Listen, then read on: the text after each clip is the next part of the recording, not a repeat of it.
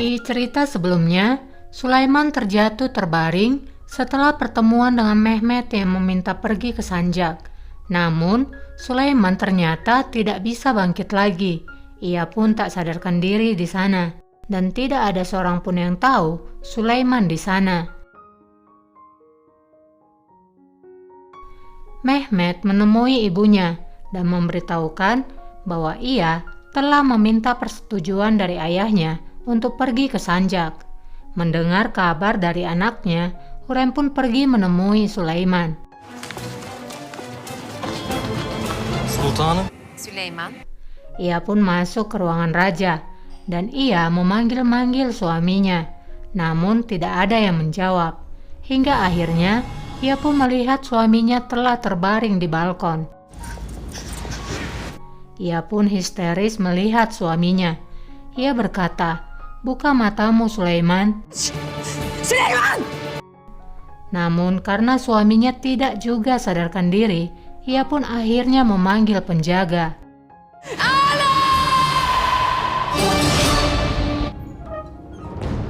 Seluruh anggota keluarga pun berkumpul dan Hurrem menangis sedih di sana. Ibrahim bertanya, bagaimana ini bisa terjadi? Sumbul berkata bahwa Hurrem Sultanlah yang menemukan raja telah terbaring tak sadarkan diri. Öylece hareketsiz ya. Ibrahim pun memberi kode kepada Hatice. Hatice pun membawa Hurrem yang nampak terlihat sedih. Hurrem pun menatap Ibrahim saat Hatice ingin membawanya keluar. Setelah di luar ruangan, mereka pun masih berdiri di sana. Hurrem terlihat begitu sedih, hingga Hatice tersentuh dengan ketulusan dan cinta Hurrem pada raja. Ia pun mendekati Hurrem dan berkata bahwa raja akan baik-baik saja. Di dalam, dokter pun akhirnya menemukan sebabnya. Dokter berkata bahwa raja telah diracuni. Dia memiliki kemerahan di kulit. Kami telah mencoba menurunkan demamnya, tapi racun itu masih di dalam tubuhnya. Kita harus mengeluarkan racun itu secepatnya. Sumbul juga mendengar kata-kata dokter itu, hingga ia pun bertanya racun apa yang ada pada raja. Namun, dokter menjawab ia tidak mengetahuinya. Di luar, Mehmet dan Mirima datang. Hurrem lalu langsung memeluk anak-anaknya. Mirima menanyakan apa yang telah terjadi.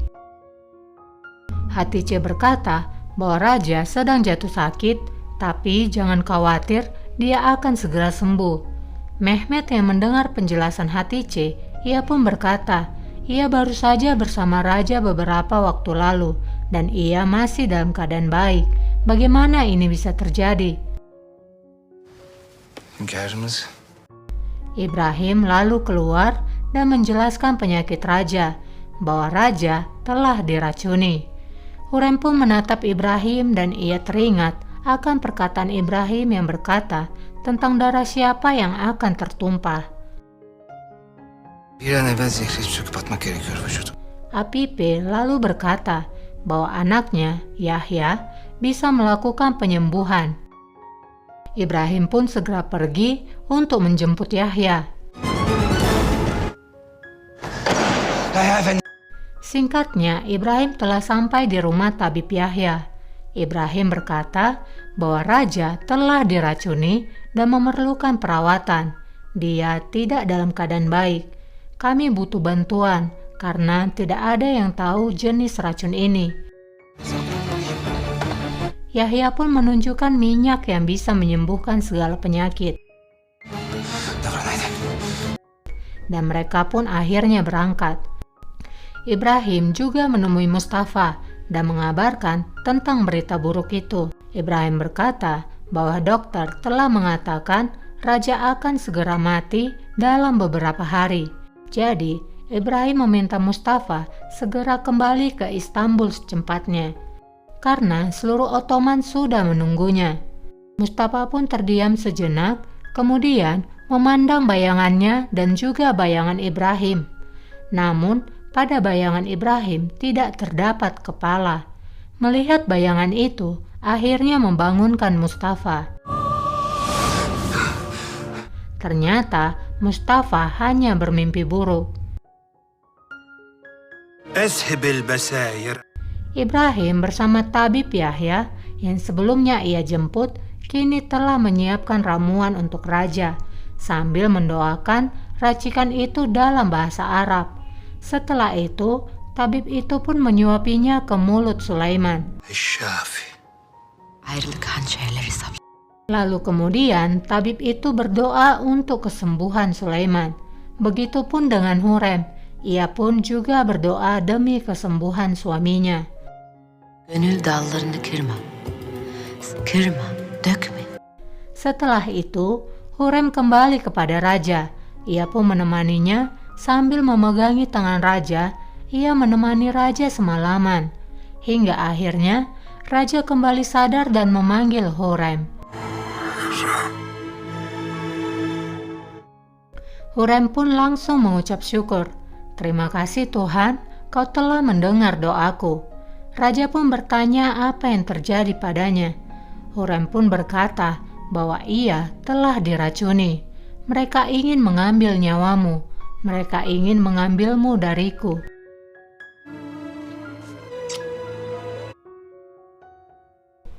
Di Manisa, Mustafa menceritakan mimpi buruk yang dialaminya semalam.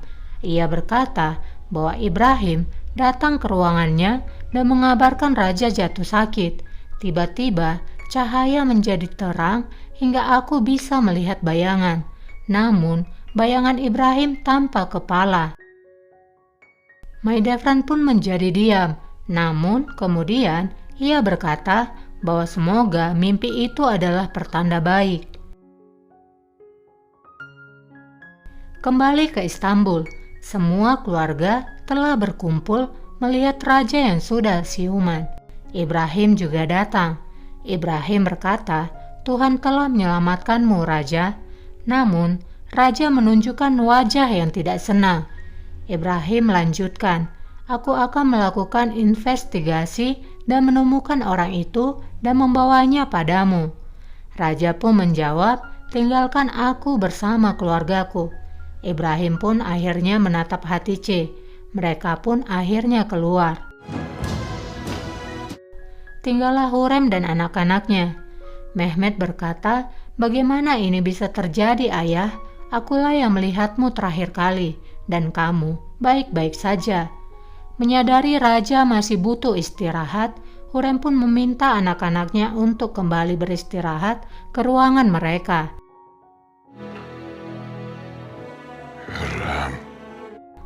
Setelah anaknya pergi, Hurem pun menyuruh raja untuk segera tidur saja. Hurem berkata, kamu harus kembali pulih dan mendapatkan kekuatanmu kembali. Raja lalu berkata bahwa Hurem adalah kekuatan dan kekuasaannya. Kamu telah membawa hidupku kembali. Hurem pun menjawab, aku tidak melakukan apapun Sulaiman. Tuhan menyertai Yahya Effendi hingga ia bisa menyembuhkanmu. Raja sekali lagi melihat kesetiaan dan cinta Hurem padanya. Ibrahim lalu membahas tentang racun itu pada tabib Yahya. Tabib berkata bahwa racun itu telah diberikan untuk mengambil hidup raja perlahan. Aku yakin ia telah diracuni selama bertahun-tahun. Mungkin melalui buku, pakaian, atau sesuatu yang ia makan. Kirazar! Ibrahim pun memerintahkan Kiras untuk membawa semua pelayan penjaga yang berhubungan dengan ruangan raja untuk ditanyakan oleh Apipe. Kembali ke raja. Rupanya raja nggak mau tidur. Ia lebih memilih bercerita dengan Hurem. Hurem berkata, ia tidak ingin hidup tanpa raja. Aku berdoa pada Tuhan, siapapun yang melakukan hal ini padamu tidak akan pernah mendapatkan ketenangan di dunia ini. Raja berkata bahwa orang itu akan membayar dengan nyawanya. Hurem berkata bahwa raja jangan melihat terlalu jauh. Aku telah memberitahumu bahwa kamu jangan menutup hati nuranimu dengan matamu. Pengkhianat itu ada di istana ini. siapa yang bertemu Pangeran Mustafa beberapa hari yang lalu, dan setelah ia kembali, maka kejadian ini terjadi. Apakah ini kebetulan? Sulaiman, musuhmu terlihat jelas. Takutlah dengan siapa kamu memanggil temanmu. Nah, perkataan Hurrem ini meskipun tidak menyebutkan nama, tapi kita tahu siapa yang baru bertemu dengan Mustafa dan siapa yang raja anggap sebagai teman, yaitu Ibrahim. Kenapa Hurrem terang-terangan mengatakan hal ini?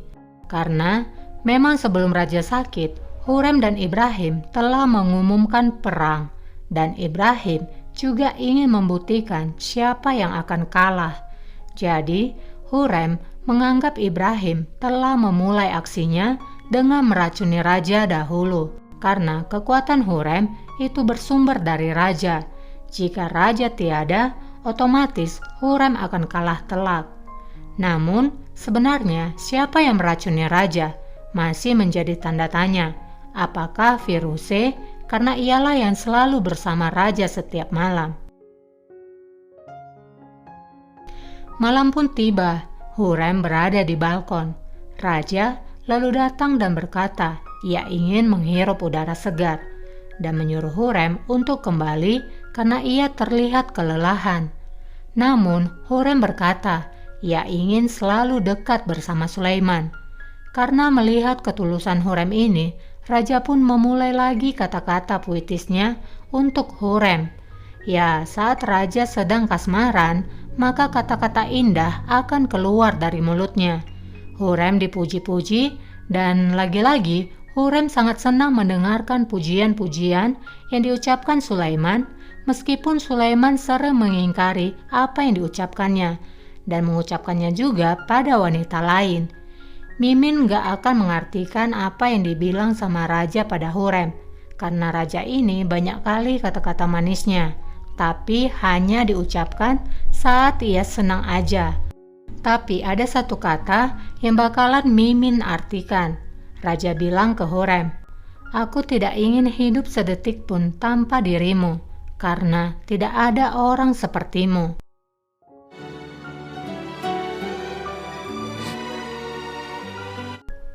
Pagi harinya, Apipe datang menemui Ibrahim. Ibrahim berkata, apakah Apipe sudah menanyai semua orang? Apipe berkata bahwa sekarang penyelidikan telah diserahkan raja kepada Ayaspasa. Setelah mendengar hal itu, Ibrahim segera menemui raja. Ia berkata bahwa Apipe mengatakan sekarang penyelidikan akan digantikan pada Ayaspasa. Ibrahim berkata lagi, apakah raja mengira akulah yang melakukannya? Raja berkata, kamu adalah pendampingku. Aku mempercayakan hidupku padamu bertahun-tahun. Bagaimana bisa aku menuduh kamulah yang melakukannya? Hanya ada satu alasan mengapa aku menggantikan kamu dari penyelidikan ini. Aku ingin membersihkan kamu dari kecurigaan. Jadi tidak ada satupun yang menaruh keraguan sedikit pun kepadamu, Ibrahim. Ibrahim pun akhirnya mengerti. Gelin şöyle toplaşın hele. Di Manisa, seorang wanita pedagang kain datang menjajakan jualannya. Morlarım üzüm salkımı. Fidan yang melihat kedatangannya bertanya pada pedagang wanita itu, mengapa ia datang sekarang? Wanita itu pun menjawab bahwa ia mempunyai barang baru, jadi ia ingin menunjukkannya. Fidan pun berkata bahwa tempat ini bukanlah sebuah warung. Hari selanjutnya aku tidak akan membiarkanmu. Kumaşları da size ayırdım. Wanita pedagang ini pun meminta izin untuk pergi ke toilet. Namun ternyata ia tidak pergi ke toilet, melainkan menyembunyikan surat di dinding. Fidan Hatun. Ne yapıyorsun sen burada? Dan hal itu dipergoki oleh Fidan. Surat itu diberikan pada Mahidevran, di mana isinya memerintahkan agar mata-mata itu lebih dekat dengan Mustafa dan Mahidevran, namun tetap berhati-hati. Setelah membaca surat itu, Mahidevran pun menanyakan siapa yang mengirimnya. Namun, wanita itu mengatakan ia tidak tahu. Fidan lalu bertanya sejak kapan ia melakukan hal ini. Wanita itu menjawab 4-5 bulan. Maidevran berkata, jadi selama itu kamu tidak tahu siapa yang memerintahmu. Wanita itu pun tetap tidak memberitahukan dan akhirnya ia pun dipenjarakan. Fidan lalu mengembalikan surat itu ke Dindi agar menangkap siapa yang akan mengambil pesan itu. Sampai malam, Fidan terus memantau, namun tidak ada yang datang. Hingga akhirnya seseorang memukulnya dari belakang. Dan Fidan pun jatuh pingsan. Tak lama, Diana datang membangunkannya dari pingsannya. Ne oldu sana? Fidan pun langsung mengecek surat itu, namun surat itu tidak ada lagi. Fidan pun menuduh Diana yang telah mengambil surat itu. Sen aldın değil mi? Namun, Diana tidak mengerti dengan ucapan Fidan. Di waktu yang sama, Mustafa telah kembali. Maidevran berkata pada Mustafa bahwa ada pengkhianat di harimnya. Seseorang telah datang untuk membunuhmu. Mustafa bertanya bagaimana ibunya mengetahuinya. Maidevran pun berkata bahwa ia telah menangkap pedagang wanita dan dia telah mengirimi surat selama berbulan-bulan dan sekarang ia berada di penjara. Şehzadem, sultanım. Fidan sampai di ruangan Maidevran. Ia menceritakan apa yang terjadi padanya. Seseorang telah memukulku dari belakang. Namun, surat itu tidak ada lagi dan yang menemukanku pertama kali adalah Diana. Maidevran pun marah dan berkata bahwa Fidan tidak bisa melakukan apapun dengan benar. Fidan berkata bahwa pengkhianat itu adalah Diana. Namun Mustafa berkata itu tidak mungkin karena akulah yang telah membawanya. Buat teman-teman yang bertanya-tanya tentang Diana itu siapa, Diana adalah seorang pencuri yang ditemukan oleh Mustafa sewaktu Diana dipukuli di pasar karena mencuri. Orang-orang bahkan menghukumnya dengan memotong rambutnya agar ia jera. Namun ia sama sekali tidak peduli dan terus-menerus mencuri. Saat diadili orang-orang, di saat itulah Mustafa datang menyelamatkannya dan membawanya ke istana. Itulah mengapa tampilan Diana berbeda. Jadi Mustafa yakin bukan Diana pengkhianatnya. Akhirnya Mustafa menyuruh Yahya untuk membawa wanita pedagang itu. Ayağa kalk hatun. Sana diyorum. Namun saat di penjara, Yahya mendapati wanita itu tidak lagi bernafas. Yahya kembali dan melaporkan hal itu. Akhirnya Mustafa memerintahkan Yahya untuk menyelidiki siapapun yang datang dalam 6 bulan terakhir. Emredersiniz şehzadem. Kembali ke Istanbul, Hurrem menemui raja di balkon. Hurrem berkata ia tidak bisa tidur. Aku terus memikirkan tentang Mehmet.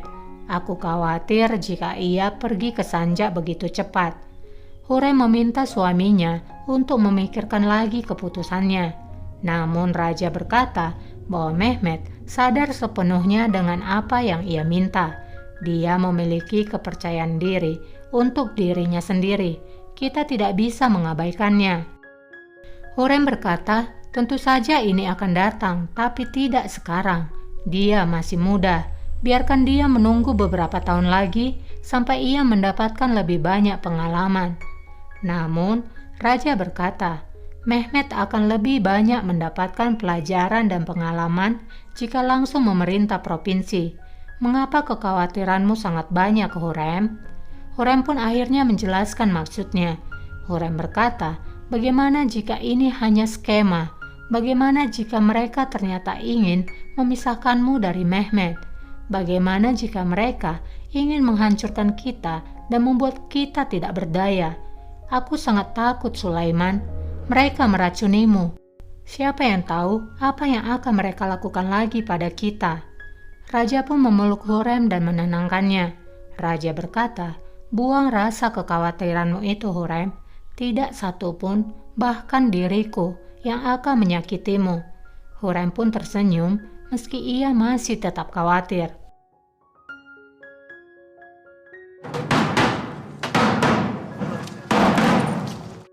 Keesokan harinya, seseorang membacakan perintah dan larangan raja saat bulan Ramadan tiba. Ve edepli hareket etme. Kadın çıkmayacaktır. Dan raja juga di sana sedang menyamar mendengarkan. Setelah itu, raja menemui Tabib Yahya.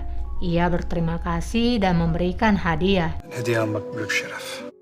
Raja berkata, "Bagaimana aku bisa membalasmu? Semoga Tuhan memberkatimu.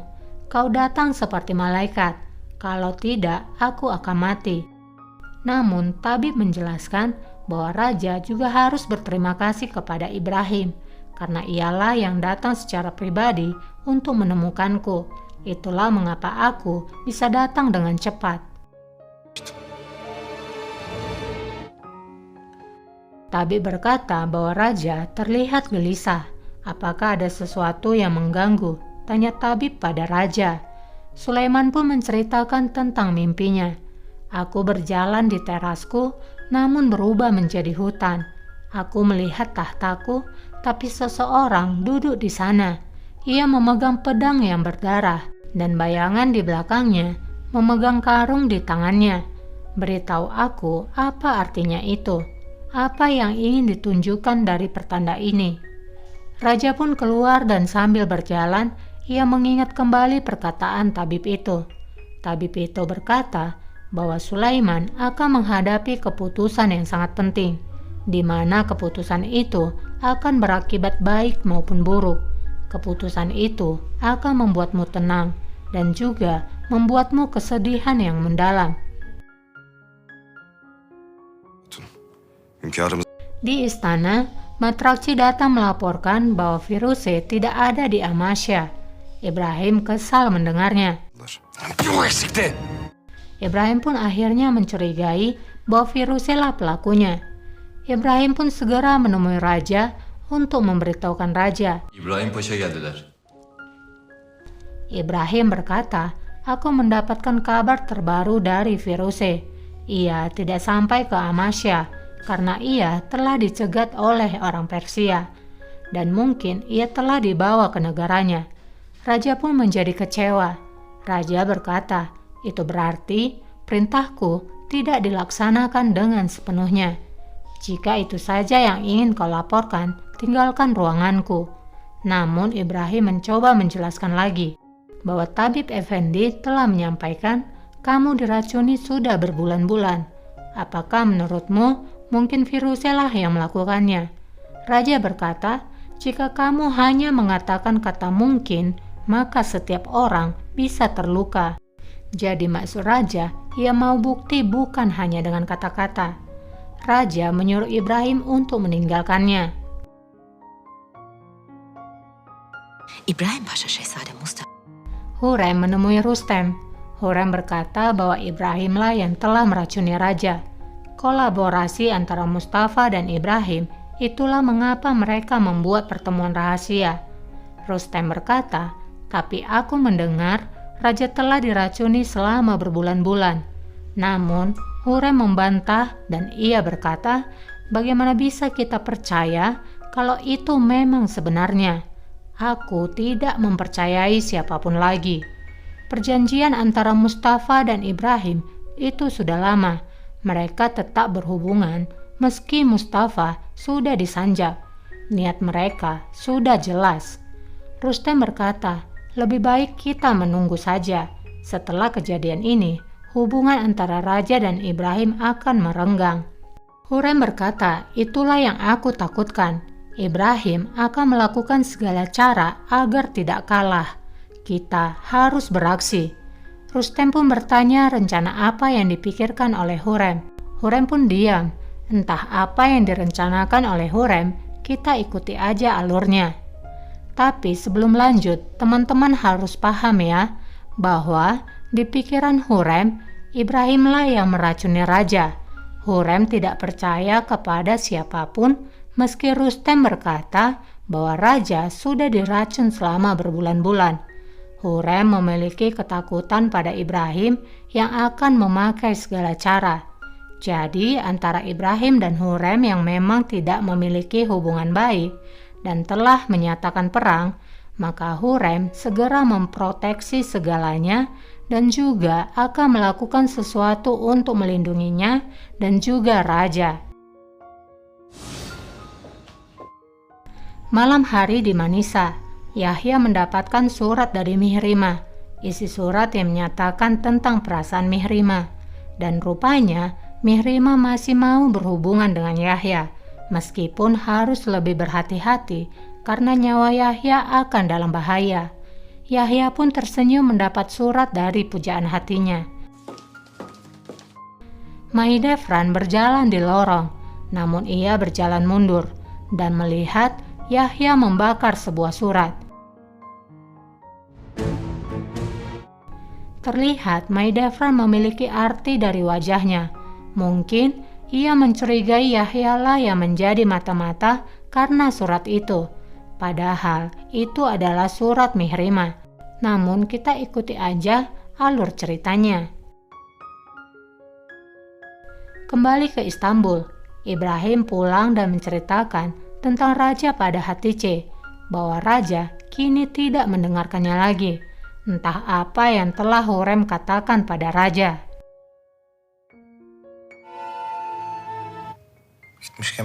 Pagi harinya di saat sarapan, Ibrahim mendapatkan surat. Ia pun membacanya. Ternyata surat itu dari Hurrem. Hurrem menulis bahwa ia ingin bertemu dan berbicara dengan Ibrahim tentang masalah mereka. Aku berharap kita memiliki jalan untuk menyelesaikannya. Aku menunggumu di bangunan yang ada di Cefisili. Terlihat Hurrem yang berangkat bersama Sumbul, dan sama halnya dengan Ibrahim. Singkatnya, Ibrahim sampai dan Sumbullah yang menyambut Ibrahim di luar gedung. Sumbul berkata bahwa Hurrem Sultana telah menunggunya di dalam. Akhirnya, Ibrahim menyuruh penjaganya untuk menunggu di luar. Emredersiniz paşam.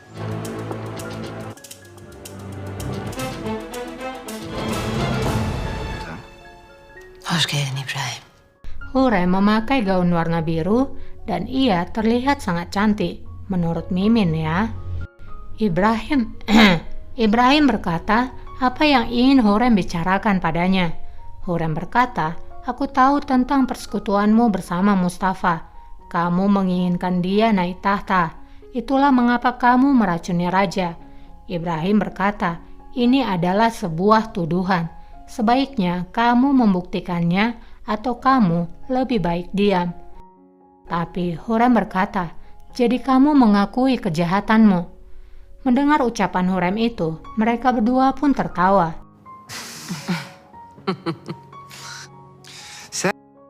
Ibrahim berkata, apakah kamu akan meracuni raja? Hurrem menjawab, pertanyaan apa ini? Ibrahim berkata, jangan takut. Aku tidak akan menuduhmu untuk melakukannya, karena aku yakin kamu tidak akan melakukannya. Dan begitu juga diriku. Kita memiliki situasi yang sama. Kamu mustahil melakukannya, begitupun dengan diriku. Hurrem pun berkata, lalu mengapa kamu menemui Mustafa? Ibrahim berkata, aku telah menjawabnya kepada raja dan aku tidak akan menjawab kepada siapapun lagi. Hurrem berkata, kamu telah membuat kesalahan. Apapun yang kamu katakan pada raja, ia tidak akan pernah yakin tentang apa yang kalian bicarakan di hari itu, sama seperti diriku. Ibrahim berkata, apakah kamu memanggilku ke sini hanya untuk membahas hal ini? Hurrem berkata, Mehmet pergi ke Sanjak di musim semi ini. Bukankah kamu yang membuatnya untuk pergi? Ibrahim berkata, bukankah setiap pangeran mau memiliki provinsi masing-masing? Hurrem berkata, tujuanmu sudah jelas. Kau ingin aku dan putraku pergi ke Sanjak. Lalu, apalagi langkah selanjutnya? Membunuh kami di sana. Nah, jelas ya guys, dari perkataan Hurrem ini, Ia berpikir bahwa Ibrahim akan membunuh dirinya dan anaknya jika berada di Sanjak. Meskipun sebenarnya pikirannya itu salah. Ibrahim berkata, "Aku pikir kamu ingin membuat kesepakatan." Hurem berkata, "Itu memang benar. Jadi, kamu akan pergi menghadap raja, memberikan capmu dan meminta kepada raja untuk memberhentikanmu. Setelah itu, kamu pergi meninggalkan Istanbul dan tidak pernah kembali." Mendengar ucapan Hurem, Ibrahim pun tertawa. Dalam hati Ibrahim mungkin gini ya, ngaco nih si Hurem. Aku datang jauh-jauh cuma mau disuruh kayak gini, melepaskan jabatan dan meninggalkan raja. Ya nggak mungkin. Tapi Ibrahim tetap bertanya apa yang akan ia dapatkan sebagai balasan. Hurem berkata, "Hidupmu, aku akan mengampuni hidupmu. Inilah kesepakatan kita. Semua keputusan ada padamu." Ibrahim pun berkata, "Seekor elang dan merpati tidak pernah membuat kesepakatan, karena seekor merpati itu lemah dan butuh bantuan. Seekor elang dengan mudah bisa menghancurkan merpati itu kapanpun ia mau." Jadi maksudnya Ibrahim adalah elang itu dan merpati itu adalah Hurem. Dan kesepakatan itu tidak bisa terjadi karena Ibrahim menganggap dirinya lebih kuat yang bisa menghancurkan Hurem kapanpun ia mau. Hurem pun berkata, "Jadi itukah kata-kata terakhirmu?" Ibrahim pun mengangguk dan mengiyakan. Hurem pun pergi meninggalkan Ibrahim sambil berkata, "Yang terakhir." Hurem pun masuk ke keretanya. Ibrahim masih di dalam dan terus tertawa. Ia akhirnya berhenti tertawa ketika melihat ia telah dikepung di dalam.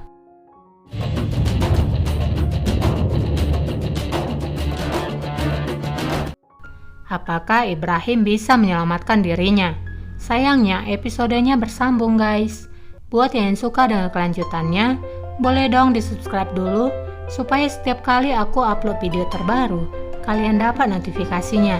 Terima kasih udah subscribe, terima kasih udah nonton, terima kasih juga yang udah komen, itu sangat berarti buat aku. Sampai jumpa, bye!